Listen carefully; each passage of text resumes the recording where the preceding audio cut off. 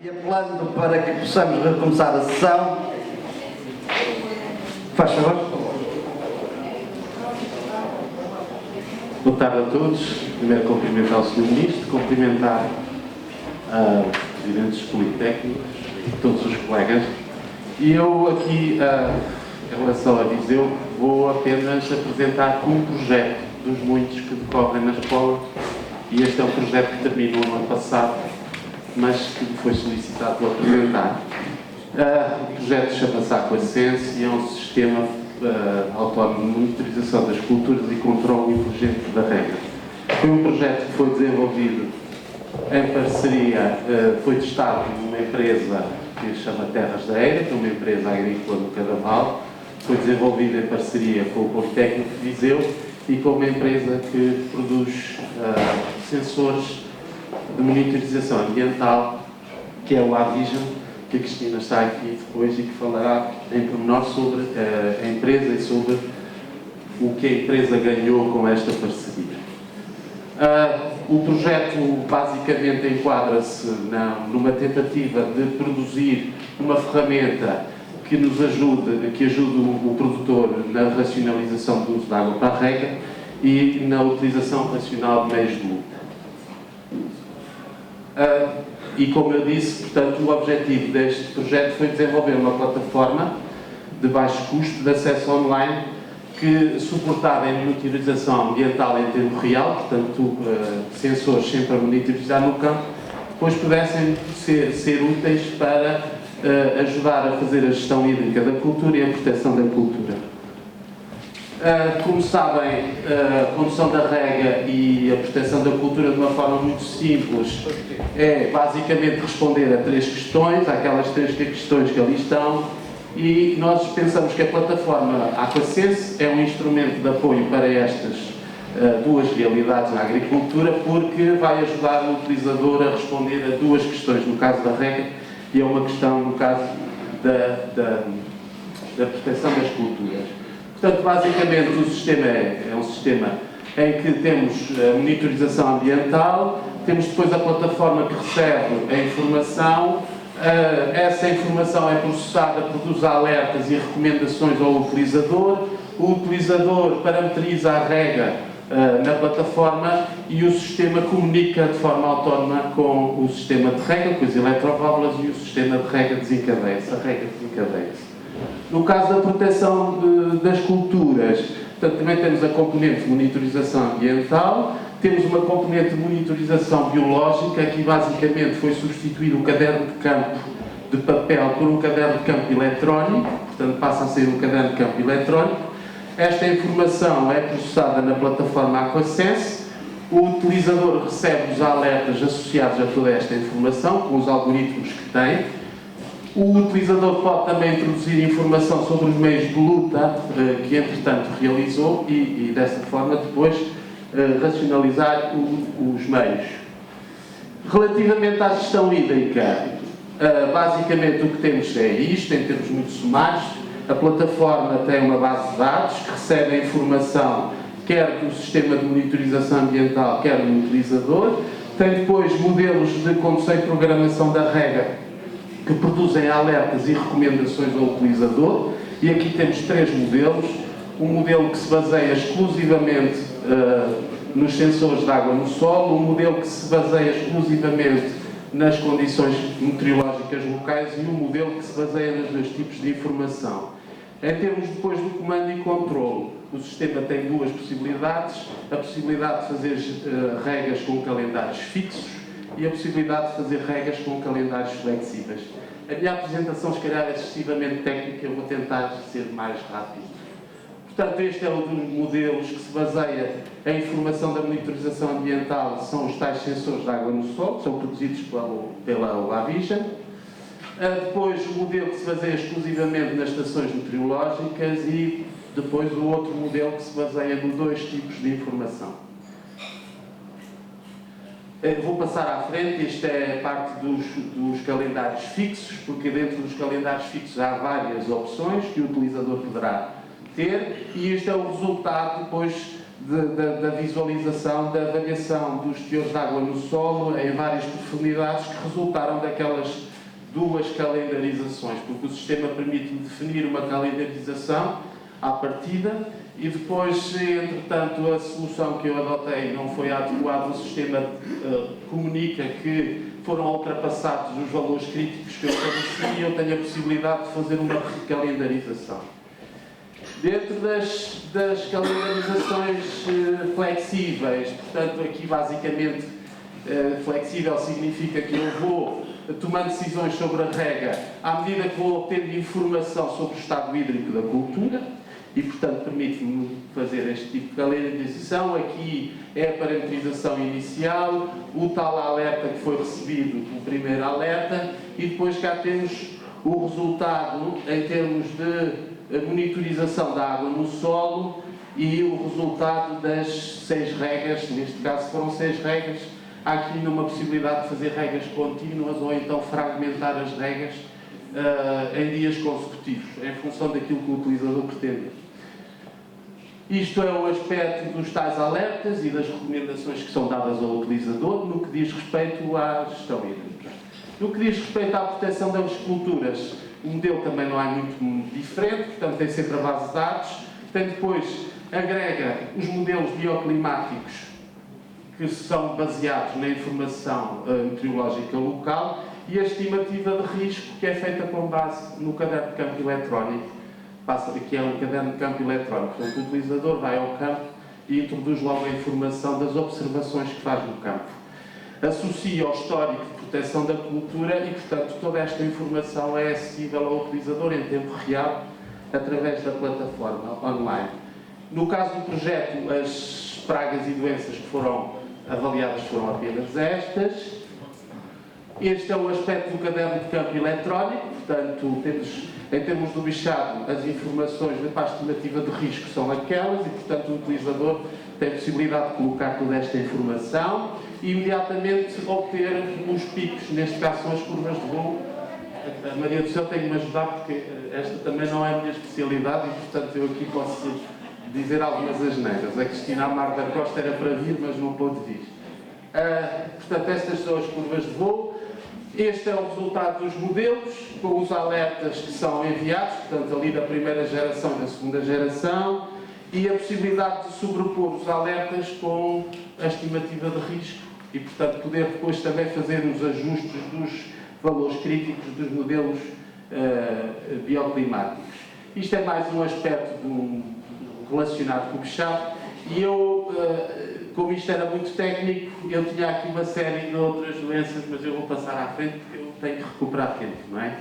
Eu vou tentar cumprir esse tempo. Portanto, isto é, mais uma vez, os vários layouts para as várias pragas que, entretanto, foram testadas. Aqui, no caso da estimativa de risco, aqui é modelo bioclimático, aqui é a sobreposição do modelo bioclimático com a estimativa de risco e, portanto, o que é que nós entendemos que esta plataforma, qual é a mais-valia desta plataforma? É que ela é uma plataforma que agrega dois tipos de informações, por um lado a gestão hídrica e por outro lado a proteção das plantas, que às vezes estão em plataformas distintas, são ferramentas distintas, aqui é a plataforma única. Em termos da proteção das plantas, associa modelos bioclimáticos à estimativa de risco e associa ainda ao histórico da proteção. Portanto, toda esta informação junta e disponível imediatamente pode ser muito útil ao utilizador. Do ponto de vista da gestão hídrica, o facto de ter 3 modelos com diferentes exigências em termos de monitorização ambiental significa que o sistema pode ser fornecido em função da capacidade económica do utilizador. Naturalmente, quanto maior for a exigência dos sistemas de monitorização ambiental, maior é o custo, também melhor é a precisão dos sistemas. Permite associar 2 tipos de calendarização. O sistema também permite fazer uma automação completa da rega, porque tem o controle remoto das eletroválvulas, mas a Cristina depois fala sobre toda a parte eletrónica deste projeto e julgo que é tudo. Julgo que é tudo. E pronto, muito obrigado. Obrigado.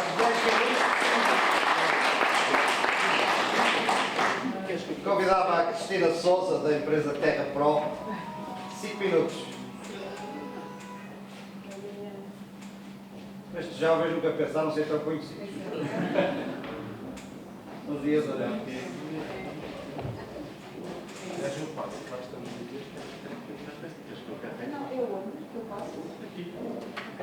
Boa tarde a todos, meu nome é Cristina Souza e eu venho da empresa Terra Pro, que eu já enquadro, porque a Terra Pro deriva da Oavision, que é a empresa que participou no projeto. Eu venho aqui explicar um bocadinho como é que a Oavision evoluiu para a Terra Pro depois de integrar este projeto com o Instituto Politécnico de Viseu e aquilo que nós ganhámos, quer em know-how, quer na forma como abordamos hoje em dia os nossos clientes, especificamente para a agricultura. Com o projeto, com os parceiros que o Pedro já explicou, onde participava a Oavision, nós vimos aqui nas condições de desenvolvimento do projeto, vimos algumas oportunidades. Portanto, na altura havia uma conjuntura, o projeto começou em 2011, Pedro? 10? Já não, 11. E, portanto, o aumento nos fatores de produção na agricultura, uma maior exigência das boas práticas agroambientais, era uma exigência frequente na produção agrícola e, portanto, foi um bocadinho neste contexto que surgiu esta resposta e para tentar soluções inovadoras e tecnológicas que atalhassem caminho e aumentassem, ou pelo menos diminuíssem os custos dos fatores de produção e que dessem mais garantias aos agricultores. E, portanto, isto acompanhou também uma altura onde até começou a falar-se mais em Portugal de tecnologias de precisão e agricultura de precisão.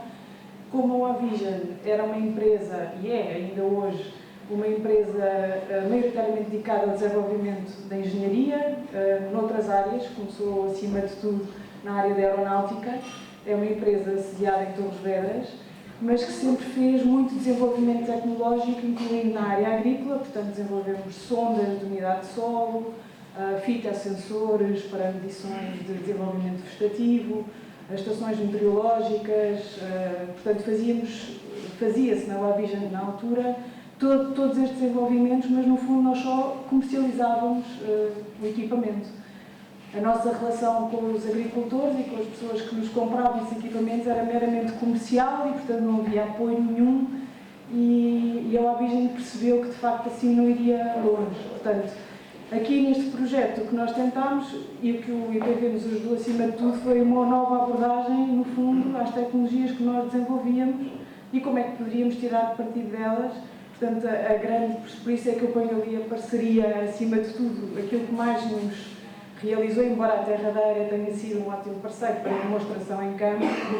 A Oavision, em particular, ganhou muito com a parceria com a IPV na integração de todos estes modelos e todo este conhecimento que nós, empresa de engenharia e desenvolvimento, não tínhamos se não fosse fruto desta parceria.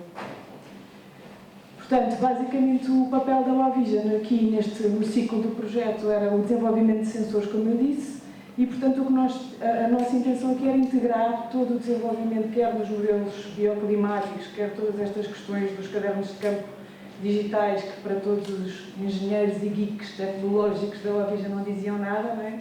Integrar tudo isto e fazer com que isto tudo tomasse forma e sentido quando entregue a um agricultor. O que acontece é que, de facto, o projeto correu bem e esse conhecimento que a Oavision ganhou acabou no pós-projeto por ganhar alguma força, porque, embora não hajam muitos sistemas destes Aquasense neste momento ativos em Portugal, ganhou-se muito conhecimento na melhoria daquilo que é a interpretação dos dados das estações meteorológicas, de como é que nós podemos usar todos esses modelos e ajudar efetivamente os agricultores. E, acima de tudo, também nestas outras componentes da atuação remota através de softwares, sendo que tínhamos a mais-valia de tudo isto que hoje, no ano 2016, é mais frequente e comercialmente temos muitos concorrentes, mas tudo aquilo que nós fazemos é inteiramente desenvolvido pela Oavision,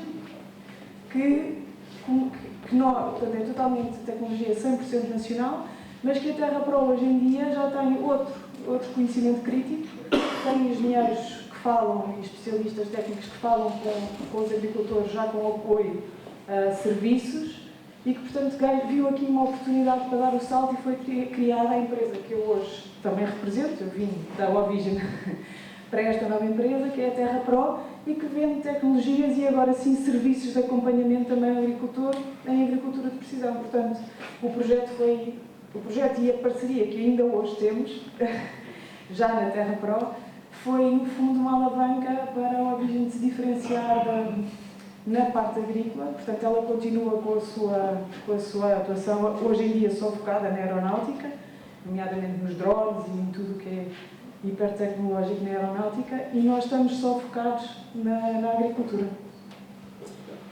Pronto, estes são a tecnologia que, no fundo, resultou do projeto.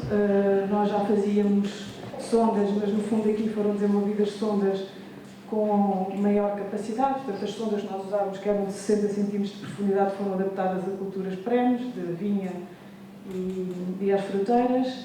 E o software que nós tínhamos, que era bastante rudimentar, integrou todas estas novas valências da proteção das culturas e da automatização da rega. E pronto, isto é aquele último, é um exemplo dos data loggers que, no fundo, estão em campo, que respondem às atuações que são definidas no software e que ativam eletroválvulas para controle de rega, consoante a parametrização do agricultor. Só para explicar então no que é que se tornou a Terra Pro.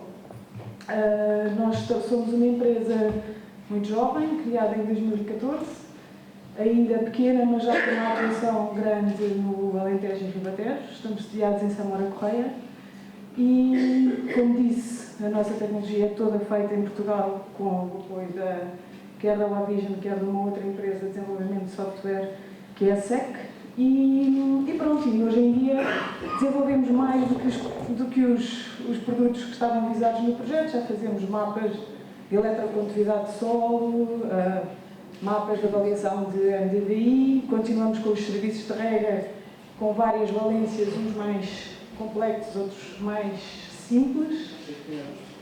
E por aí. É isto. Obrigada. Eu vou...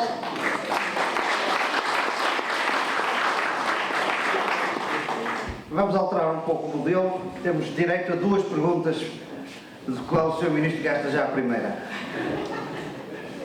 Muitos parabéns, que é um programa interessante.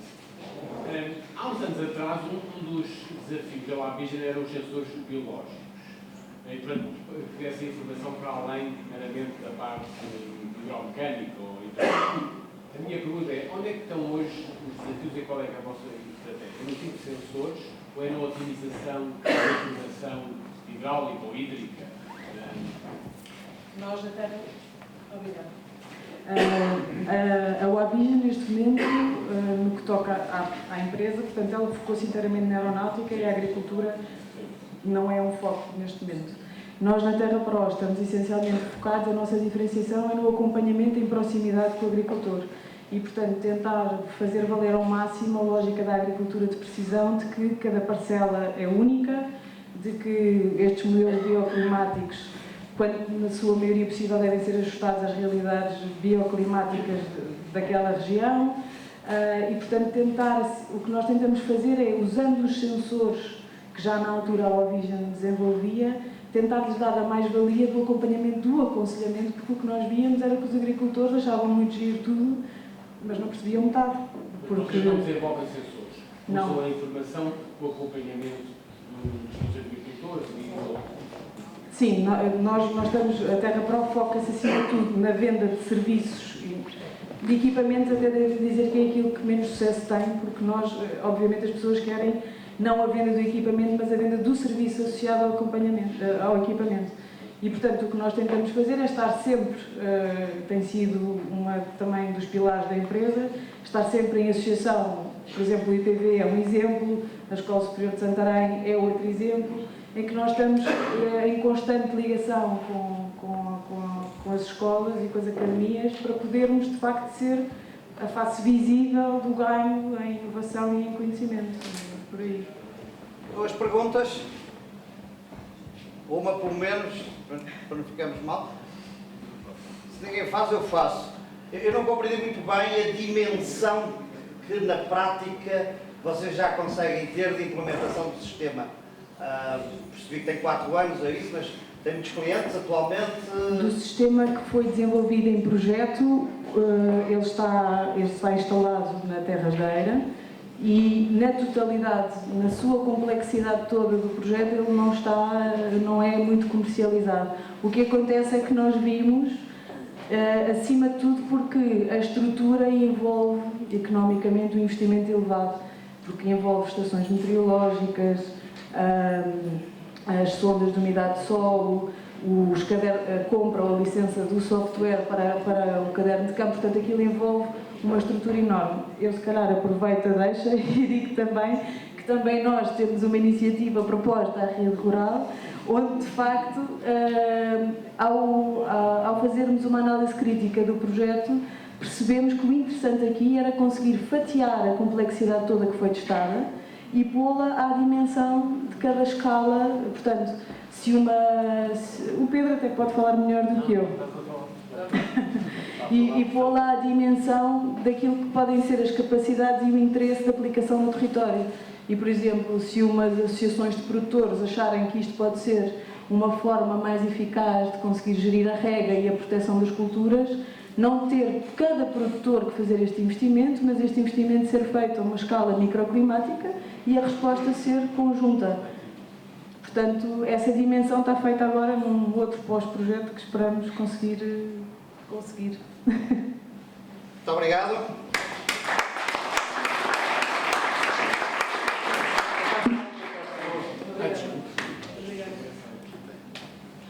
Continuamos na água. A próxima intervenção por José Manuel Rato Nunes, da Escola Superior Agrária do Instituto Politécnico de Porto Alegre, e que será comentada por Pedro Dorei. Pedro Dorei. Uma troca de última hora. Uma troca de última hora, realmente.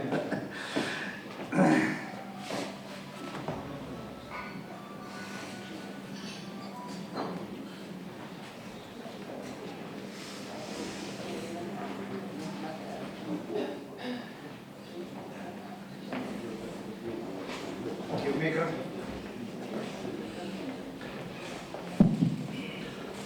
Boa tarde a todos. Começo por cumprimentar o Sr. Ministro e não posso deixar de perder 10 segundos para lhe agradecer vivamente a sua presença e o facto de, em 20 anos que estou no ensino superior agrícola como professor, ser, que eu me lembro, a primeira vez que temos um Ministro que nos tutela a assistir a um fórum deste género. Muito obrigado. Isso demonstra a sua preocupação e a sua atenção por este assunto, o que muito nos apraz registrar. É para fazer mais trabalho. E vamos, com a sua força, conseguir certamente. Ao professor Eduardo Beira, professor Justino, todos os colegas que estão aqui presentes. O tema que vos decidi apresentar é um tema caro à Escola Superior Agrária de Elvas. Temos vários projetos na área do uso sustentável da água. Participámos, por exemplo, do projeto DIMITA, do projeto Pleiades, grandes projetos europeus, juntamente com as associações de regantes, em que, no fundo, o que nós pretendemos foi fazer um uso eficiente da água, poupar água na rega, mantendo a produtividade. Eu vou-vos trazer aqui um aspecto ligeiramente diferente do uso sustentável da água, que é, há muitos projetos, muita investigação naquilo que toca a estudar dotações de rega, intervalos entre regas, regar de forma mais eficiente. Não há muitos estudos, sobretudo em clima mediterrâneo, sobre as consequências do regadío. E se calhar começar esta apresentação com uma frase do saudoso professor Queiroz dos Santos, que foi meu mestre de muitos dos agrónomos que estão nesta sala, dizia que o regadio era a arte de enriquecer os pais e empobrecer os filhos. Nós não queremos que isso seja assim. Então, urge fazer alguns estudos e ter alguns projetos nesta área que, de facto, invertam essa situação. Em primeiro lugar, regadio pode ser um problema ambiental? Pode, de facto, mas porquê é que temos que regar? Bem, com a quantidade de colegas que tenho aqui, isto é quase que um insulto mostrar-vos esta informação porque é conhecida de todos. Ou seja, nós temos o clima mediterrâneo, em que chove de inverno, quando as plantas não têm temperatura ou têm luminosidade para crescer com o seu máximo potencial, e não temos água de verão. A única forma de juntar o potencial de luz e calor que se registra no nosso verão com a existência de água para que haja um crescimento maior, sem dúvida nenhuma que é através do regadio.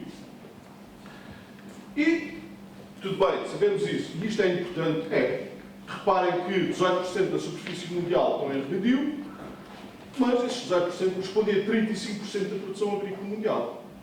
Em Portugal estão 15, 16, 17%, 14%, depende dos autores, há aqui algumas divergências. Mas isso corresponde a mais de 40% da produção agrícola nacional. Portanto, temos que regar, se quisermos atingir os patamares de produtividade que nos são necessários. E são necessários porquê? O Dr. Nuno Canada disse-nos isso na sua intervenção inicial. São necessários porque hoje somos 7 mil milhões, mas em 2050 são 9 mil milhões. E temos que aumentar a produção em 60% a 70% para que se atinjam os 3.070 calorias por pessoa em 2050. Não se pode aumentar a área de produção, porque essa está perfeitamente esgotada, quer dizer, só se inventarmos outro planeta que possamos alugar e por lá produzir, então a solução é regar e aumentar a produtividade daquilo que já temos. E então, com esta introdução, com esta panóplia, nós desenvolvemos um projeto, e reparem que isto não é um assunto vão, a gente às vezes está a pensar, isso é uma coisa, impacto regadio, mas que impacto pode ter? Muito simples. Lembra-se onde é que a agricultura nasceu? Em grande parte. Nasceu em vários pontos, hoje sabe-se, mas grande parte da agricultura nasceu no crescente fértil, no delta do rio Tigre e Eufrates. Área altamente produtiva, hoje em dia é deserto, sobre irrigação com água de má qualidade. Portanto, isto é um problema que a gente pensa que não nos diz respeito. Diz, sobretudo quando nós estamos a aumentar e bem a nossa área de regadio. Bem, o nosso objetivo do projeto que desenvolvemos foi estudar no perímetro de rega que nos é vizinho a Elvas, que é o perímetro de rega do CAI, vários parâmetros e, com base nesses parâmetros e com a utilização de sistemas de informação geográfica, fazer mapas que esta metodologia pode ser extensível aqui ao Roxo, pode ser extensível aqui à zona do Alqueva, a todas as zonas. Estabelecer mapas de vulnerabilidade ao regadio. O que é que pretendemos? E eu estou a falar de uma forma muito rápida e muito sucinta para dar a palavra ao engenheiro Pedro Dorei, que está aqui ao meu lado, e que nos irá falar da importância do regadio para os agricultores. Bem, qual é que é o objetivo disto? Sabermos quais são as zonas mais vulneráveis e sabermos que nas zonas mais vulneráveis temos que optar por culturas que consumam menos água ou até deixarem sequer, e há zonas onde se pode regar sem qualquer problema. Mas as zonas não são todas iguais. Então, neste estudo, o que nós fizemos foi, primeiro, pegar na classificação de solos, pegámos numa zona de 12.500 hectares, fizemos 10 amostras em cada 11 hectares, fizeram uma amostra compósita, analisámos 1.417 amostras. Como a área não está toda em regadio, destas 667 eram de regadio, 631 eram de sequeiro, recolhemos muita informação, análise de laboratório, informação recolhida no próprio local, e este é o mapa do sistema de cultivo, feito com o sistema de informação geográfica, que era sequeiro, que era regadio dentro do perímetro de rega, o perímetro de rega não está todo equilibrado, e fizemos uma coisa para seguro por isto aos tipos de solo. Nós hoje sabemos que nem todos os tipos de solo reagem da mesma maneira. O regadio é responsável por uma acidificação? É, mas é responsável por uma grande acidificação nos regossolos e nos fluvissolos. Reparem que nas outras famílias isto não é verdade. E nós, com este conhecimento que não existia para esta região, conseguimos fazer um regadio diferenciado, aumentando a sustentabilidade desta prática, que foi desde o início o nosso objetivo. Também verificamos que dentro deste perímetro havia zonas regadas há mais de 25 anos, outras há menos de 15 e outras com um período intermédio entre 15 e 25 anos, o que é que acontece ao longo do tempo para as várias famílias de solos. E o que nós ali podemos ver é que, de facto, calcissolos e fluvissolos, há um agravamento da acidificação ao longo do tempo, temos que pôr limites e deixar de regar eventualmente sobre esse caso, enquanto nos fluvissolos, por exemplo, isso não acontece, e nos vertissolos ainda muito menos. Estudámos muitos parâmetros, estou-vos a apresentar aqui o regadio, temos aqui o caso da condutividade elétrica. A condutividade elétrica sobe em regadio, sobe sempre, porque há uma acumulação de sais que vem dado igualmente fertilizantes que se utilizam neste sistema agrícola, mas não é em todos os tipos de solo. Tem bissolos e regossolos, isso não acontece. Nos outros isto é muito evidente. Eu vou passar um bocadinho por cima de vários resultados, veja o que acontece na matéria orgânica. há um decréscimo da matéria orgânica, há um aumento do risco de erosão. Também não é verdade que seja em todos os solos, há solos que são mais afetados do que outros. Bem, Como é que a matéria orgânica é medida? a matéria orgânica é medida numa amostra de sol, damos uma amostra de sol e, no fundo, sujeitamos essa amostra a uma mistura de dicromato de potássio. O dicromato de potássio, temos uma quantidade conhecida de dicromato de potássio que vai reagir com a matéria orgânica do sol. A minha questão era se Sabendo a parte que fica livre, sabemos o que está a vir matéria orgânica. conseguiu usar os sistemas de informação geográfica para medir. Não, o sistema de informação geográfica é, como estas amostras, Eu sei o que é, porque eu estava a achar Sr. Ministro, como estas amostras são medidas de forma georreferenciada, depois podemos afetar a cada ponto georreferenciado os resultados. Atenção que o NDVI, que é uma medida que se faz a nível das plantas do verde, a absorção do verde, portanto, quanto mais verde é, maior o NDVI, há uma correlação muito grande do NDVI com a matéria orgânica. Portanto, pode ser medida por teledetecção através do NDVI, depois uma... Mas nós medimos em laboratório. A matéria orgânica dos solos é muito importante. Os nossos solos são naturalmente pobres têm matéria orgânica e é um fator de sustentabilidade enorme. E o que nós podemos ver ali é que, por exemplo, a matéria orgânica, de facto, reduz em todos os tipos de solo, de forma mais acentuada em termos. Mas, isto já estamos a ver a porcentagem de sódio de troca, mas o nosso objetivo deste projeto foi chegar a uma coisa deste género, que queremos alargar esta metodologia a outras zonas do país. Ou seja, vendo quais são os fatores que implicam alta vulnerabilidade, estabelecer um mapa para cada uma das regiões de regadio, neste caso até não se vê muito bem, o que se escolheu em termos de tramas não foi o ideal, portanto tem alguma dificuldade em ver-se, mas ver o que são zonas muito suscetíveis ao regadio, à vulnerabilidade do regadio, zonas menos suscetíveis, e com isso agir de forma diferenciada.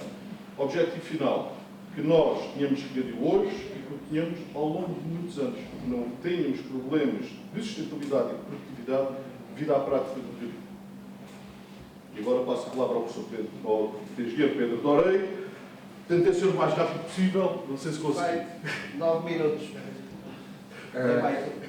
Agradecer em primeiro lugar a organização, o convite que foi feito, cumprimentar os Sr. Ministros e dizer que quem devia aqui estar era a engenheira Gabriela Cruz, que teve um pequeno acidente e, portanto, não pôde estar presente e pediu-me a mim para vir substituir.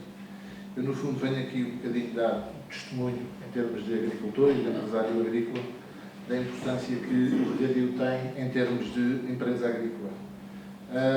E eu costumo sempre dizer que a possibilidade de regar é a diferença entre ter ou não ter alternativa, não é? Porque nós em sequeiro, eu tenho, no meu caso, uma exploração de sequeiro, com cerca de 1000 hectares, dos quais 700 são arrendados, 600 são arrendados e 400 são próprios, e não temos grande alternativa no sequeiro. É produção animal, nas zonas melhores, alguns cereais de sequeiro que fazem, no fundo, ter alguma variação de produção e, portanto, ter alguma segurança interanual. E, portanto, a possibilidade de regar gera melhores rendimentos, porque tem mais alternativas, tem um impacto ambiental importante, porque permite rotação de culturas e, portanto, em termos de solo, de recurso de solo, é importante. E daquilo que o professor José Manuel estava a dizer, eu julgo que é importante esse estudo, não é? Mas tendo algum cuidado em termos de rotação, em termos de, se calhar, alguma incorporação de matéria orgânica naqueles solos que são mais pobres. E com a rotação de culturas para garantir a estrutura do solo, eu julgo que se combate muito dessa vulnerabilidade dos solos, embora seja importantíssimo perceber o impacto da atividade agrícola. Além disso, o regadio gera postos de trabalho, que economicamente e em termos sociais é importante para fixar populações nas zonas rurais. Depois, queria também explicar um bocadinho que a adesão ao regadio, como se tem visto, principalmente na zona de Alqueva, tem sido enorme, o que mostra bem o interesse dos agricultores por ter alternativas e a importância em termos de viabilização da atividade agrícola e a sustentabilidade do mesmo. A diversificação dá-se quer em termos de culturas permanentes, como a vinha, o olival, frutos secos, algumas frutícolas, quer em termos de culturas anuais, como o milho, os trigos moles melhoradores, o trigo rijo, a cevada, que é um excelente exemplo de como é que se pode desenvolver em termos de regadio alguns cereais com utilização nacional, o girassol, as leguminosas e outras. E também o regadio é importante, e no nosso caso foi muito importante, em explorações mistas, que é a grande maioria das explorações do sul do país, que são explorações como a minha, em que nós temos esses cerca de 1000 hectares, como eu disse, de sequeiro, solos muito pobres, e que conseguimos quase duplicar o encabeçamento ao conseguir fazer uma barragem em uma pequena área de regadio de 30 hectares. Essa área de regadio garante a produção alimentar para os animais durante a época em que não há pastagem, em que a pastagem é muito pouca, e, portanto, mas permite-nos aumentar os encabeçamentos porque conseguimos produzir alimentação extra para os animais. Concretamente, a adesão à medida do uso eficiente da água foi muito grande, esgotou no primeiro ano, como todos nós sabemos. Mostra bem o interesse elevado dos agricultores quer pelo uso sustentável da água, ou seja, em termos de poupança e em termos de respeito ambiental, quer pela sua utilização equilibrada, que leva, por um lado, a poupanças, que são muito importantes a nível económico, a nível ambiental e mesmo na sustentabilidade interanual da atividade agrícola, porque permite poupanças que, por exemplo, no nosso caso este ano, conseguimos fazer ainda uma cultura de primavera-verão, apesar de não ter chovido o suficiente para repor a água na barragem. Portanto, estamos com a barragem a 1/3, mas mesmo assim conseguimos alternativas culturais para conseguir fazer a comida durar. Além da poupança de água, leva a uma rega mais oportuna, isto é, no momento e na quantidade certa, o que permite produtos de maior qualidade para uma indústria e consumidores cada vez mais exigentes. Como dizia um dos membros da direção da APISES, o regadio permite uma agricultura mais competitiva e mais virada para o mercado, e que é importantíssimo em termos destas zonas, nota-se bem aqui na zona do Alqueira. Depois, esta medida do uso eficiente da água tem várias obrigações que devem ser cumpridas por parte do agricultor. Por um lado, a instalação de sondas, que vimos à apresentação anterior, sondas que medem a umidade do solo e que nos permitem gerir a aplicação da água, de rega. Eu posso dizer que no nosso caso, no primeiro ano, em relação aos 5 anos anteriores de regadio, nós fizemos menos 8 ou 9 regas no total, portanto conseguimos poupar foram entre 4% e 6% de poupança de água, o que se calhar nos permitiu fazer esta cultura, porque este ano foi um ano fraco de água. Obriga também à instalação de um contador de consumo de água, um por cada ponto de bombagem, e portanto para saber exatamente a água que foi consumida. Para além disso, implica, nos 5 anos de contrato da medida, um contrato de assistência técnica, que foi no fundo a apresentação anterior, o testemunho eu não me lembro do nome da empresa, desculpe lá. Da TerraPro, exatamente. É no fundo um contrato com uma empresa como a TerraPro, que nos permite, por um lado, o agricultor aprender a funcionar com aquelas tecnologias e com aquelas ferramentas, e por outro lado, saber processar a informação e de que maneira é que essa informação vai influenciar nas regras. Para concluir, eu julgo que estou mais ou menos dentro do tempo, não é? Portanto, num cenário em que temos as alterações climáticas e em que se tem vindo a registrar uma tendência de menor precipitação em Portugal, nós agricultores precisamos de ferramentas e tecnologias para continuar o nosso caminho de aumento e poupança do uso e eficiência da água. E não tendo nem vocação nem espaço para encontrar todas estas ferramentas, precisamos que se faça a investigação e que a investigação seja direcionada para este tipo de ferramentas que nos são muito úteis em termos de regadio, e que essa investigação seja, que é cada vez mais importante, e eu faço parte da direção da APOC, e nós na APOC temos vários projetos a decorrer com o INEAV de Elvas, e que tem sido muito isto de conseguir que a investigação trabalhe em prol dos agricultores, e os agricultores pedirem à investigação o que é que querem. Agora, importante era isto, eram estas variedades, eram variedades mais resistentes à fuga, eram variedades mais adaptadas ao sequeiro, que garantam uma melhor adaptabilidade ao stress hídrico e isso tudo. Portanto, parece-nos que é muito importante esta ligação entre a produção e a investigação. Muito obrigado. Para nós, de enorme importância, porque, muito embora os projetos com a sua vida útil de 3 anos, como há pouco se falava, não dão cobertura a problemas. E os problemas continuam, e, portanto, essa é uma das questões que eu depois também gostaria de realçar aqui no programa da Tuta. Ora bem, há uns anos atrás, não muitos, à semelhança da Drosophila Suzuki, fomos também premiados com uma espécie que é não autóctone. Portanto, veio do outro lado do Atlântico, da América do Sul.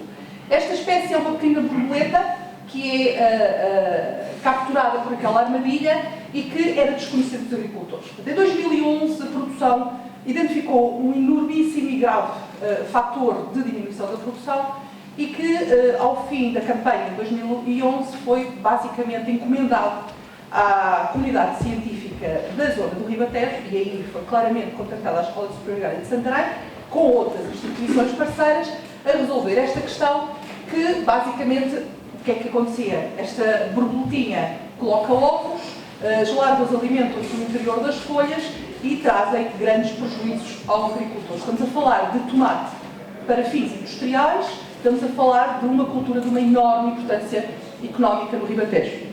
Vocês ouvem-me dizer isso ao fundo? E, portanto, este é o aspecto que a praga representa numa seara de tomate. E exatamente este projeto Pro-Tomate, que foi assim o nome dele, foi um projeto encomendado. Podemos dizer que foi um projeto a pedido.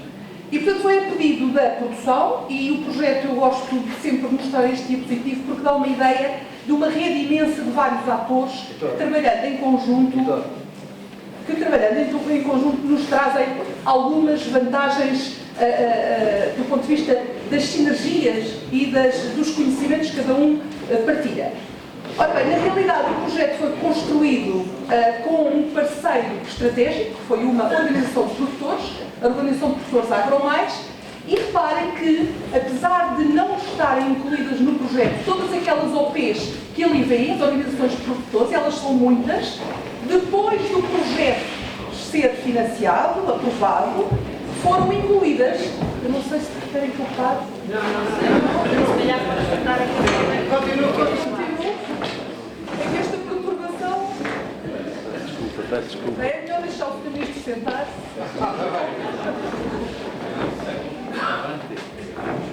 Pronto, bom, então vamos continuar. Basicamente dizer-vos que este projeto Pro-Tomate, que terminou há pouco mais de um ano, praticamente 2 campanhas, nós funcionamos por campanhas, teve a intervenção da Agromais como proponente, da ESAS, mas também do Instituto Superior de Agronomia, que foi um contributo extraordinário nesta parceria, e das indústrias mais importantes de processamento industrial em termos nacionais. Neste caso foi a Sugal, Idália e Italac. Mas eu gostava de vos dizer que esta rede foi construída depois do projeto ter sido aprovado e financiado. Depois disso, montámos então uma rede de trabalho em que todos estes parceiros foram chamados a trabalhar em conjunto e a, inclusivamente, construir o projeto em conjunto. Parece-me que este foi um dos pontos essenciais para o sucesso deste projeto. Ora bem, aqui basicamente as instituições parceiras, como eu também já tinha dito, Universidade de Évora, Universidade de Lisboa, com o Instituto Superior de Agronomia, nós próprios, Instituto Superior de Agronomia, a Escola Superior de Santarém, o COTN, extraordinariamente importante esta parceria com o COTN, e a Federação Nacional das Organizações de Produtores, a FNOP. Rapidamente, e para não perder muito tempo, eu gostava de vos mostrar, e eu aqui não sei se consigo, desculpem lá,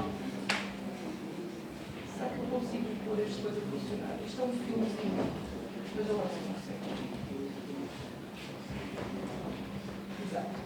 Só rapidamente para vos mostrar que o Pro-Tomate foi inclusivamente considerado um exemplo enquanto grupo operacional e, portanto, a Rede Rural Nacional inclusivamente está a utilizá-lo em inglês para mostrar às outras redes rurais dos outros países da Europa como poderá ser, de facto, construído um projeto para responder a um problema colocado pela produção. E, portanto, este foi um filme que está neste momento a ser utilizado pela Rede Rural Nacional noutras reuniões fora de Portugal e por isso, inclusivamente, ele está em inglês. Podem, eventualmente, vê-lo, está no YouTube, fácil acesso. Ora bem, agora, muito simplesmente dizer-vos em que é que isto se baseou. Estamos a falar de uma praga nova. Tivemos que saber algumas coisas e investigar algumas coisas sobre a sua biologia. Apesar de podermos, obviamente, na literatura, recuperar e partir de uma base que não é propriamente a base zero, porque esta praga já, e portanto, noutros países, na literatura, portanto, já fomos de facto buscar alguma da informação necessária. O que é que nós pretendemos? Nós pretendemos, e isto é de uma enorme importância, dizer-vos que, simultaneamente, a necessidade de combater uma praga numa cultura tão importante como é o tomate de indústria, coloca-nos uma questão muito importante porque temos que responder a dois aspectos fundamentais e diferentes. Por um lado, temos que proteger a cultura, por outro, temos que responder a um enquadramento temático europeu, mundial, mas muito mais europeu neste momento, que é o uso sustentável dos pesticidas. E, portanto, nós temos que, simultaneamente, estar em duas frentes. Por um lado, proteger a cultura, por outro lado, cumprir um conjunto de requisitos, nomeadamente esta redução que se quer do uso de produtos fitofarmacêuticos e, ainda assim, escolher aqueles que são mais eficazes. Portanto, o nosso trabalho foi, evidentemente, este. Proteger a cultura e, simultaneamente, poder responder a estes requisitos europeus, que são basicamente de sustentabilidade em termos ambientais e de consumo obviamente, para os seres humanos. Dizer-vos então que construímos mapas de risco, e estes mapas de risco, com suporte do conjunto de ferramentas que eu dispenso agora de desenvolver, permitem aos agricultores ter uma noção de em que fase é que a praga se encontra e qual é o risco potencial que na sua parcela poderá estar a existir naquele momento ou naquela data.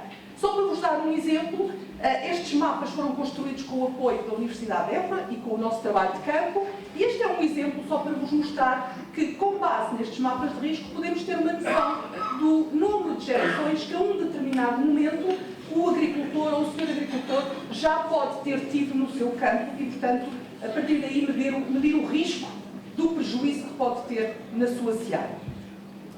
Também usar estes quadros, inclusivamente um pouco a propósito daquilo que estávamos a falar há pouco da drosófila, dizer-vos que baseamos-nos em estudos existentes noutros países, mas também demos início e concluímos o trabalho de estudo dos parâmetros biológicos da praga. E por isso a informação destes dois quadros mostram isso mesmo. O de cima é um trabalho da literatura, o de baixo, recolhido da literatura, o de baixo é um trabalho feito já no âmbito do projeto. E basicamente o que é que nós construímos? Nós construímos um conjunto de, basicamente é uma ferramenta, é um conjunto de instrumentos que apoiam o agricultor na tomada de decisão para combater esta praga. E estes instrumentos, baseados não só nas medições das variáveis climáticas, mas também naquilo que o agricultor deverá e saberá observar na sua seara. E, portanto, este é um modelo de estimativa do risco que nós colocamos em prática e, portanto, basicamente é transpor a informação recolhida, experimentada e agora pôr à disposição do senhor agricultor. Vou passar, para não estarmos aqui a perder muito tempo, este é o modelo de tomada de decisão e, portanto, dizer-vos que este projeto foi para o tomate, temos outros a decorrer agora, por exemplo, para o brócolis, para defender o brócolis de de uma praga e de uma doença. E, portanto, basicamente o que trazemos aqui é uma ilustração daquilo que é o papel da escola para dar resposta a muitas das necessidades que os agricultores têm em termos de tecnologias e de conhecimento. Neste caso muito concreto, o tomate, já foi publicado muita informação, os técnicos reconhecem a importância de um projeto que merece continuidade, como foi, aliás, referido por vários técnicos envolvidos, e eu agora dou a palavra à nossa amiga Alexandra. Do ponto de vista de uma empresa, em Calagro. Exatamente. Muito boa tarde a todos, boa tarde, senhores ministros. Para falar aqui um bocadinho destes números, há alguns números que, entretanto, já foram ultrapassados. Só para ver uma noção, em termos de tomate de indústria, estavam ali representados 14 mil hectares, mas o ano passado foram inscritos à volta de 19.300 hectares, 460 65 produtores e 1.800.000 toneladas recepcionadas pelas indústrias, o que é uma fileira já muito grande. A empresa que eu represento é a segunda maior nacional. O acionista principal é uma empresa japonesa, que é a empresa Kagome, portanto represento o grupo, na totalidade do grupo I, e os acionistas é então esse grupo Kagome do Japão e alguns diversos clientes europeus. O ano passado, em 2015, a representatividade foi de 435 toneladas recepcionadas de 4.400 hectares de tomate fresco. Representamos à volta de 30% da produção nacional. Essa produção nacional é basicamente toda para exportação e não fica praticamente, no nosso caso concreto, não fica praticamente cá tomate nenhum em nível nacional, é tudo para exportação. Fazemos uma série de produtos específicos, concretamente o de alto licopeno, o que, para produzirmos esse tomate de qualidade e para o podermos exportar com segurança, temos que ter esta ferramenta e várias ferramentas aqui apresentadas, como o uso eficiente da água, também é bastante importante para a cultura, uma vez que é regadio e representa uma grande área.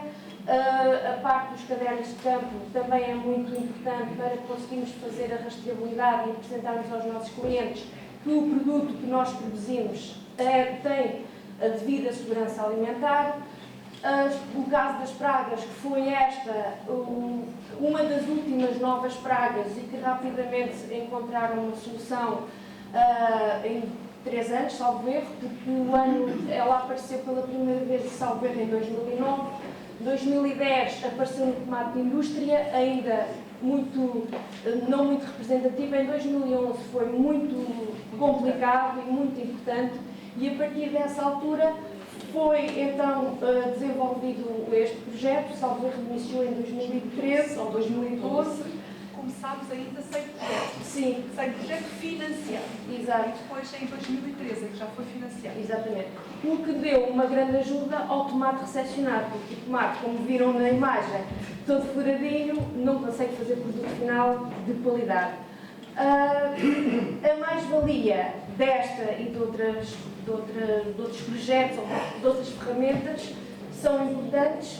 Temos aí uma nova praga que deveremos também pensar bastante nela no tomate de indústria, que foi muito complicado no ano passado, e com as mudanças todas climáticas que estamos a assistir neste momento, que é o caso da basília, eu não sei dizer o nome científico, mas é uma mosca branca, que está neste momento a ser, ou poderá ser, uma praga imensamente importante na cultura do tomate.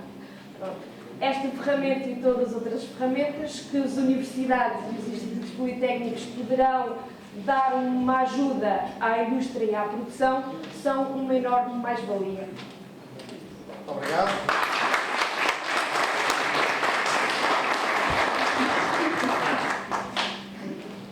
Perguntas ministeriais? Eu gostava de ficar exatamente nesta questão. Tanto quanto eu percebi, se calhar percebi mal, a vossa ferramenta é sobretudo reativa.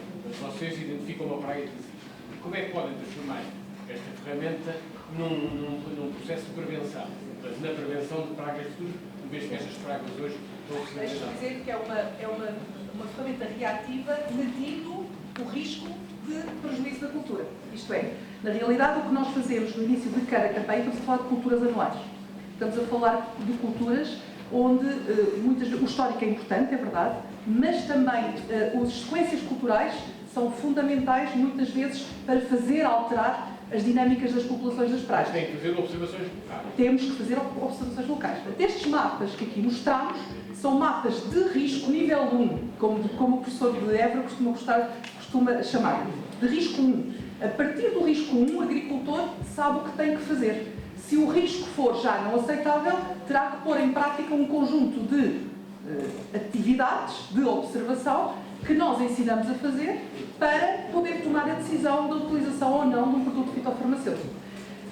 Perguntavam-me se são ferramentas reativas, de que maneira podemos prevenir. Preventivas podem prevenir futuras pragas. Sim, futuras pragas e futuras aplicações de produtos agroquímicos que poderão prejudicar a segurança alimentar do produto final. Neste caso já existe. fármacos torna-se um bocado mais Por complicado. acaso valia a pena dizer-lhe uma coisa. É assim, se a proteção das plantas for rigorosamente bem feita, o que se espera é que no tempo a importância destes inimigos diminuam cada vez escalonadamente. Portanto, aqui a ideia é fazer diminuir o potencial biótico das pragas em cada ano. Até porque o próprio sistema tem mecanismos de regulação natural. Não nos podemos esquecer que o próprio sistema tem um conjunto de mecanismos que vão fazer com que estas pragas também diminuam em termos de potencial biótico. Portanto, é claro que toda esta atitude, e eu aqui não referi, mas eu acho que é de uma enorme importância. É verdade que a Escola Agrária de Santarém foi aqui uma peça-chave, é verdade. Mas é absolutamente verdade que sem a rede de trabalho com os técnicos que operam nas organizações de produtores, nada disto teria sido verdade. Porque aqui a dificuldade maior nem é organizar o conhecimento e publicá-lo, Sr. Ministro. Aqui a dificuldade é organizar o conhecimento, publicá-lo e fazê-lo aplicar. E, portanto, aqui é claramente este trabalho que nós estamos a fazer com os técnicos. Mas, olha, uma questão muito curiosa que nós temos agora no Brócoli, que é uma rede de trabalho que comunicamos de uma maneira tão simples como o WhatsApp. Só para ter uma ideia. E estamos a trabalhar em rede. E o que é isto de trabalhar em rede? É cada técnico que detecta uma determinada praga acima de um nível aceitável, comunica imediatamente, porque a diferença entre nós não sabermos o que está a acontecer no vizinho ou sabermos, pode estar a diferença entre termos uma cultura com um rendimento interessante ou perdermos aquela cultura. E, portanto, é assim que nós estamos a trabalhar. Estas redes não dependem das instituições. Estas redes dependem das pessoas que trabalham nas instituições e que querem construí-las. Mais uma pergunta? Perdão. Desculpe, para além disso, os agricultores ainda são um bocado individualistas. Veem só o seu mundo e esquecem-se um bocado do vizinho ao lado. E às vezes as pragas não olham os vizinhos. Não é? Mais pergunta? Mais pergunta? Professor? Lá eu até pensava não esperar mais, mas não consigo passar sem colocar questões. Relativamente à mosca branca, não é? De facto, na Peste, nós temos uns trabalhos já patenteados, a Escola Superior Agrária de Santarém, foi um trabalho até que eu coordenei, um projeto também da Faculdade, um projeto de Universidade CP, e com a Universidade de Newcastle, e que utilizamos componentes derivados de açúcar, porque não são tóxicos. Então, se não são tóxicos, fizemos ensaios na sociedade, como é que o inseto morre? Por curiosidade, os americanos fizeram também, publicaram uma patente na área, nesse domínio, e utilizaram açúcar da beterraba. E verificaram porque é que o inseto, constataram como é que o inseto morria. É precisamente porque não conseguiam ingerir o açúcar. É interessante, arrebentava, não conseguiam ingerir. O prova que também é um bom pesticida, se quiser eu dou-lhe... E uma boa ferramenta para, mais uma vez, entrar com a cultura se quiser, do país. depois eu dou-lhe a referência da patente, está bem? Já, senhora, agradecer. Muito obrigado. Muito obrigada.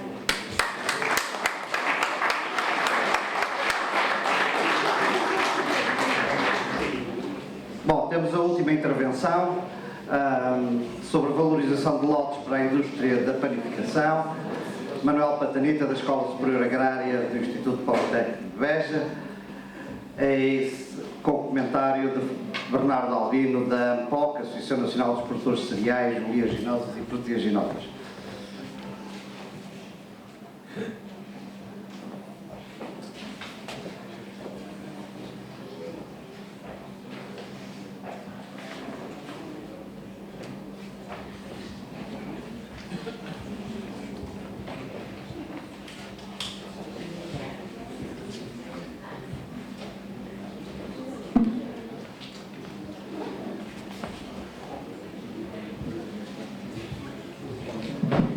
Boa tarde a todos. Eu tenho que, primeiro que tudo, reforçar as palavras do colega José Manuel Nunes, até porque agora temos um elenco ministerial duplicado, portanto acho que faz sentido reforçar essas minhas palavras. Não é? Todos os dias temos numa plateia duas ilustres personalidades, portanto é um privilégio ter-nos aqui connosco. Bom, a temática que vamos aqui abordar, a valorização dos lotes para a indústria da panificação e apoio à decisão do agricultor, é uma temática com particular interesse regional, mas que tem relevância a nível nacional, até porque todos nós, de alguma forma, somos consumidores destas indústrias da edificação e também das massas alimentícias.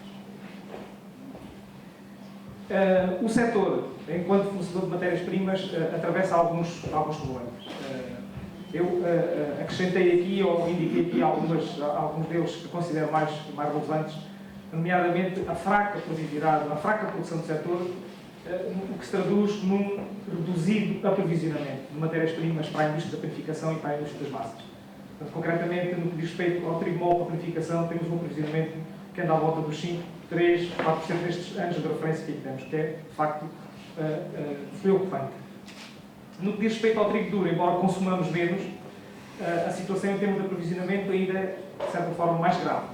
Portanto, esse valor tem vindo a descer, o que significa que nós produzimos muito pouco daquilo que precisamos para o nosso consumidor. Além disso, há também mais outras dificuldades no setor, nomeadamente que decorrem dos estrangulamentos edafoclimáticos, portanto, o problema que nós temos nos nossos solos em geral são pobres, nomeadamente no que diz respeito à matéria orgânica, temos uma precipitação mal distribuída e errática, portanto, tudo isso, digamos, afeta a produtividade deste setor. Juntarmos a isso a volatilidade dos preços, com a qual nós não conseguimos fazer nada, não conseguimos lidar com ela, de facto, isto tem contribuído para a redução das áreas semeadas. Como podemos ver aqui, entre 2004 e 2014, estas áreas de trigo, portanto, a falar de trigos moles e trigos duros, reduziu significativamente para menos de 61% que tínhamos em 2004. Portanto, é de facto uma baixa significativa, o que faz com que o autoaprovisionamento, consequentemente, também seja reduzido. Consequentemente, com esta redução das áreas semeadas, as indústrias têm lotes muito reduzidos e heterogéneos, porque temos uma grande pulverização de variedades que são utilizadas para estes mesmos lotes.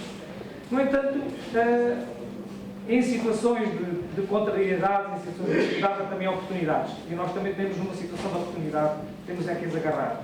Portanto, e as oportunidades que eu vejo neste setor é o aumento das áreas de regadio, o potencial produtivo e industrial de novas variedades que estão no mercado e também a organização da fileira, que já começou há algum tempo e que está, digamos, a consolidar.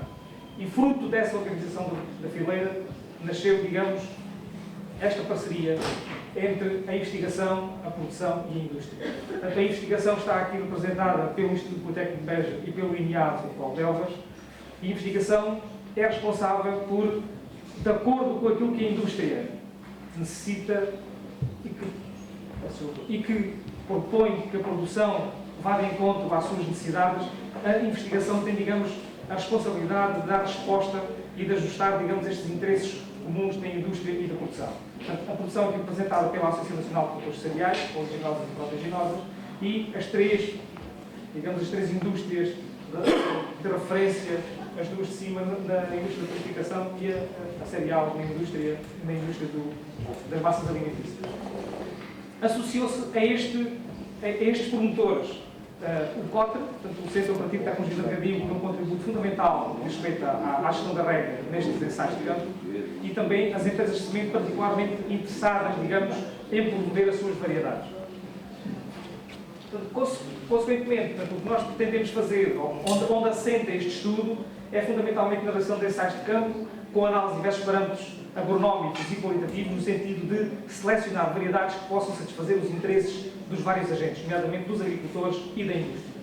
Portanto, selecionando variedades, temos também um leque mais reduzido dessas mesmas variedades e, como tal, os lotes podem ser mais homogéneos e mais consistentes para a indústria, que é, digamos, o seu desejo. Como principais objetivos deste trabalho, deste projeto, temos então a seleção de variedades que foi o elevado potencial tecnológico, que nós chamamos os trigos melhoradores e os trigos semicorretores, que entram em lotes para fazer o tipo de farinha que o industrial de panificação necessita. Recomendar variedades e práticas culturais mais adequadas no sentido de os agricultores terem mais rendimento e também de potenciar a qualidade dessas variedades para a indústria. Fomentar a concentração de produção de trigo no menor número de variedades, porque há pouco aquilo que eu dizia, no sentido de termos lotes mais homogéneos. E também fazer aqui um pouco de diferenciação no que respeita à nossa produção. Nós não podemos competir em termos de quantidade, temos que competir em termos de qualidade. E temos embora as nossas condições climáticas não sejam as melhores para produzir em termos de quantidade, no que diz respeito à qualidade, temos algumas vantagens comparativas e é aí que eu acho que nós devemos apostar.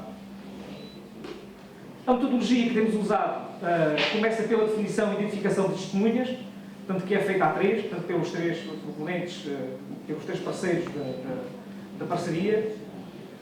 Em seguida, numa primeira fase, são instalados os ensaios de campo, que duram 2 a 3 anos, para termos alguma consistência nos resultados. Nesta fase, as empresas candidatam-se com as suas variedades, que inicialmente já fizeram algum screening, e aquelas que acham que há algum potencial para entrar nesta lista são candidatadas.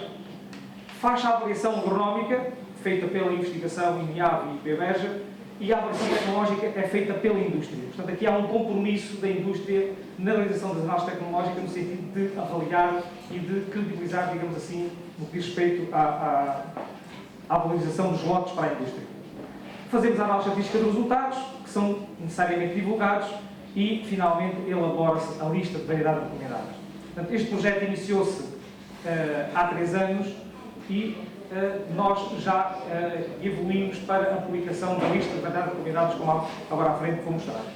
Portanto, só para, a título de exemplo, dizer que o Instituto Politécnico de Beja está apetechado para fazer este tipo de experimentação, de investigação, não só dispõe de terrenos como de equipamentos específicos para este tipo de ensaios, nomeadamente aqui um semeador de ensaios, aqui um aspecto de uma aplicação de um produto fitofarmacêutico, alguns aspectos dos ensaios, ceifeiras de verduras típica para este tipo de microparcelas, alguns equipamentos de laboratório.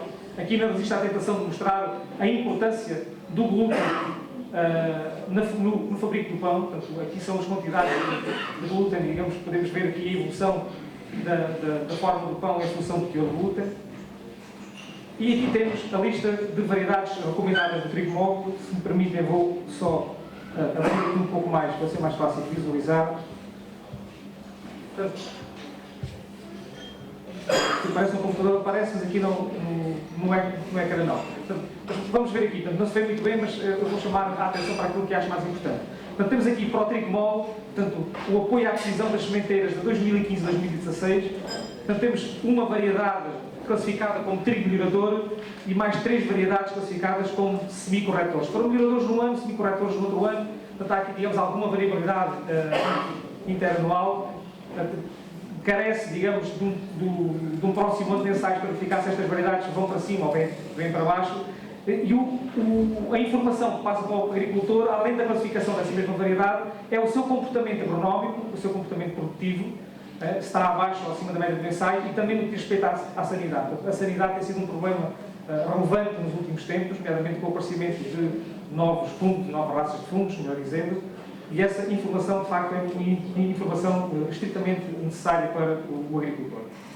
Isto no que diz respeito ao trigo mole e também no que diz respeito ao trigo duro. O trigo duro é basicamente a mesma situação. Temos menos variedades na lista de variedades recomendadas do trigo duro. Temos uma classificada como trigo classe A, a variedade celta, e mais 2 classificadas como a classe A num ano e classe B no outro ano. Portanto, isto, quanto a nós, é uma informação muito relevante para o agricultor. Portanto, o diretor da Ampol cá falava um pouco sobre esta situação e era isto que tinha para dizer. Muito obrigado.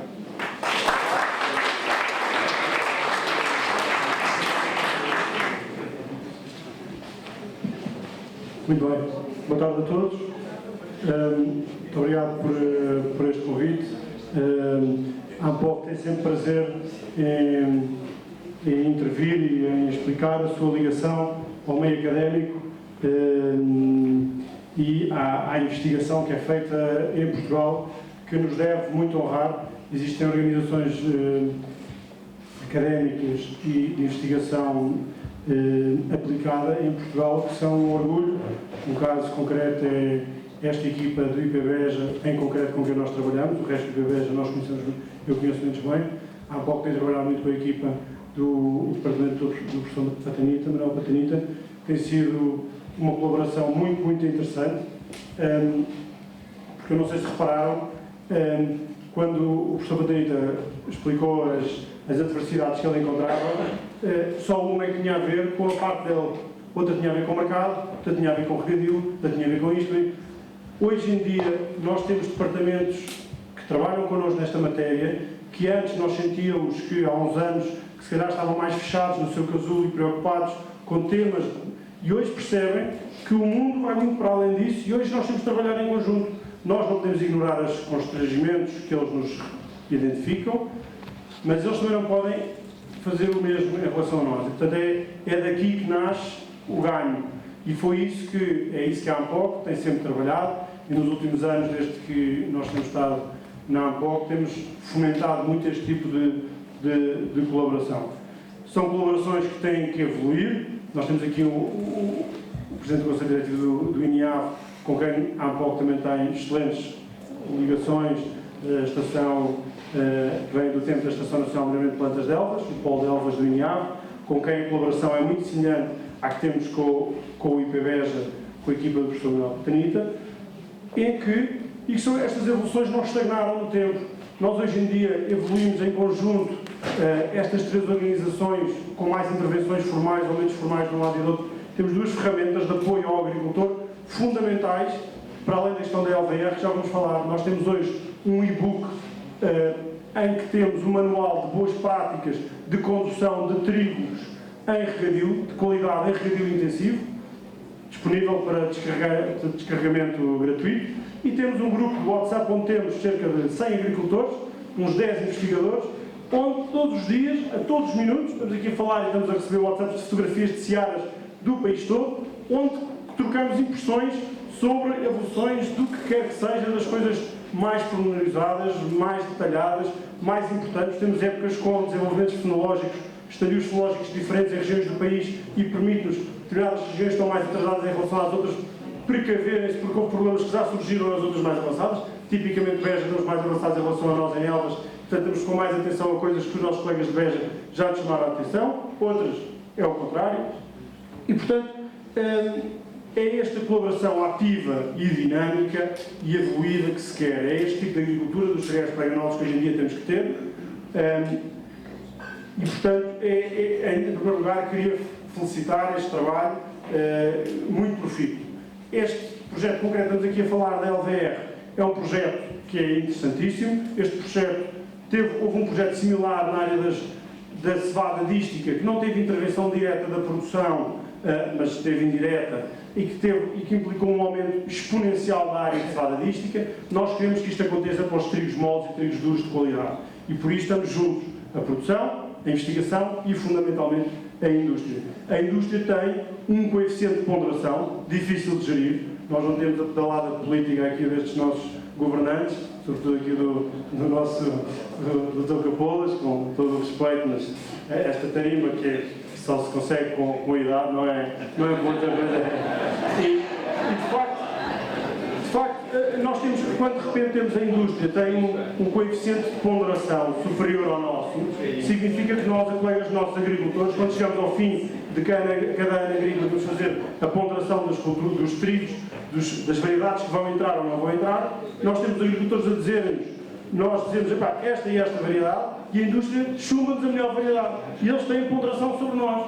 Mas isto é uma lista para a indústria, isto é uma lista de seleção para a indústria. Não serve de nada termos um trigo que produz 10 toneladas e a indústria o manda diretamente para o caixote de lixo. Não é nada com isso. E, portanto, tem aqui um esforço político, isto também é política, não é? De gestão complexo e duro. Aqui temos todos estes, mas é um trabalho muito importante e que estamos a querer. É um trabalho muito jovem.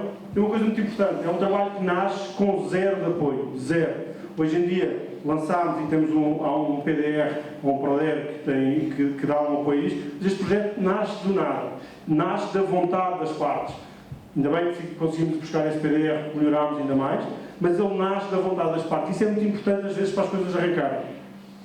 Segundo ponto, muito importante, que é, nós identificámos, eu vou-me despachar, há um candidato à Casa Branca, o Ted Cruz, que tem um célebre discurso de 10 horas, porque ele era o último discurso e esse só não podia acabar sem ele, e nós estamos exatamente na mesma.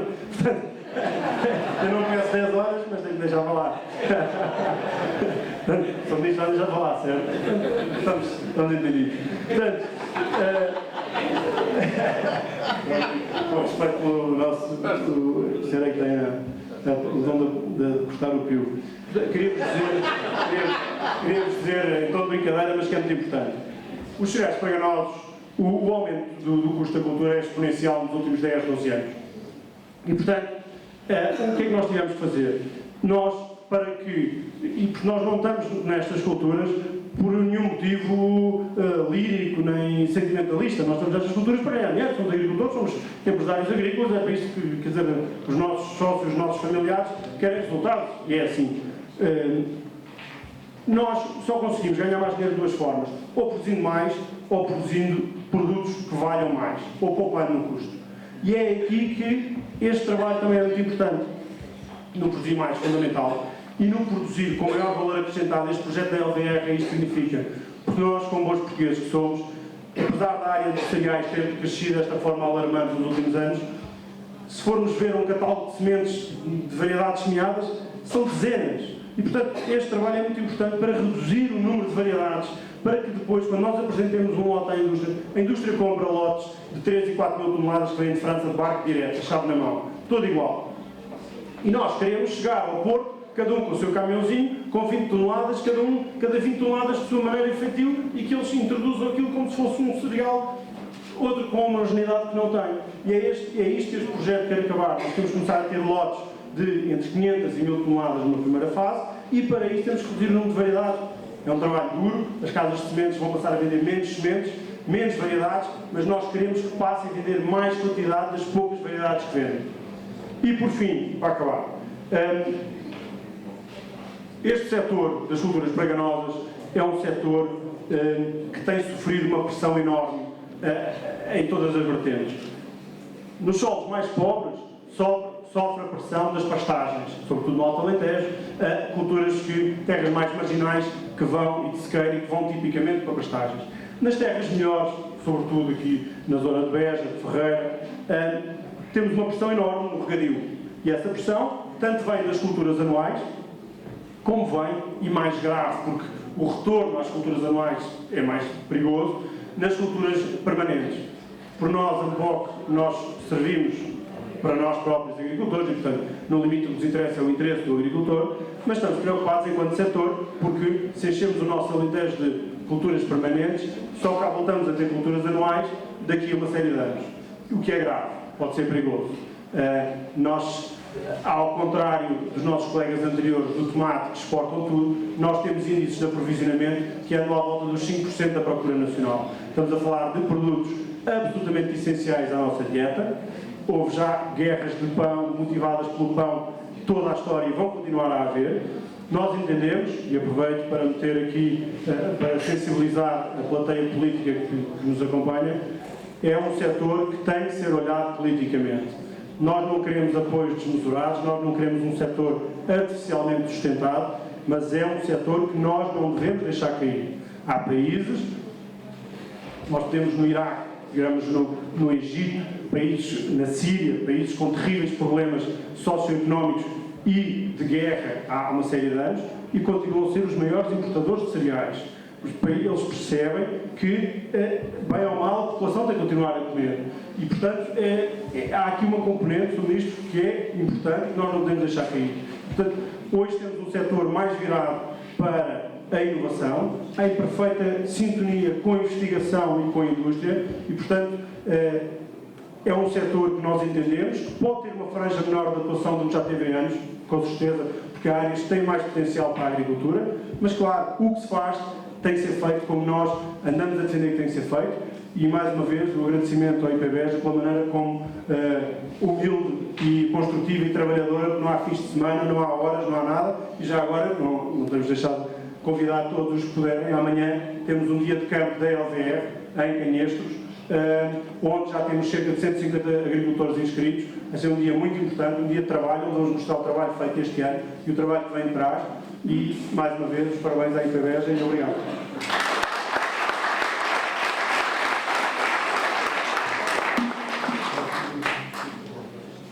Tenho uma pergunta. Neste contexto de redução da área, aonde é que estão as competências, quais são as competências críticas? porque falou aqui na avaliação agronómica, na avaliação tecnológica, e aqui o nosso colega deu uma dimensão político-estratégica, e a questão é perceber quais são as vossas competências, certamente em colaboração com o INIAF, mas onde é que estão os desafios para este conhecimento poder ser usado e ser usado de uma forma tão estratégica que seja sobrevalorizado face à parte política? É fundamental. O nosso papel aqui é fundamentalmente na utilização eficiente de recursos, portanto, utilização de variedades. O que é que precisam saber? Estamos a estudar a eficiência do uso do azoto, a eficiência do uso da água, a eficiência do uso dos recursos que se utilizam para fazer essas boas culturas e a utilização de variedades que sejam resistentes ou pouco suscetíveis ou tolerantes a todos estes problemas bióticos, nomeadamente a estas doenças que têm aparecido nos últimos tempos, nomeadamente às ferrugens.